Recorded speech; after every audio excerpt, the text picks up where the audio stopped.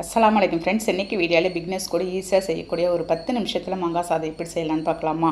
அதுக்கு ஒரு ஒட்டு மாங்காய் நான் எடுத்திருக்கேங்க. நீங்கள் ரொம்ப புளிப்பு இல்லாத மாங்காவை பார்த்து எடுத்துக்கோங்க. அது ஓரத்தெல்லாம் கட் பண்ணிவிட்டு தோலெல்லாம் ஃபஸ்ட்டு ரிமூவ் பண்ணிவிட்டு கேரட் சீவிர கட்டையில் வச்சு நம்ம சீவி எடுத்துடலாம். பாருங்கள், இந்த மாதிரி ஒரு மீடியமாக சீவிர அளவுக்கு நீங்கள் சீவி கலக்கலன்னு எடுத்துக்கோங்க. இந்த மாதிரி கையால் எடுத்து உதிரி விட்டு வச்சுக்கோங்க. இது அப்படியே இருக்கட்டும்.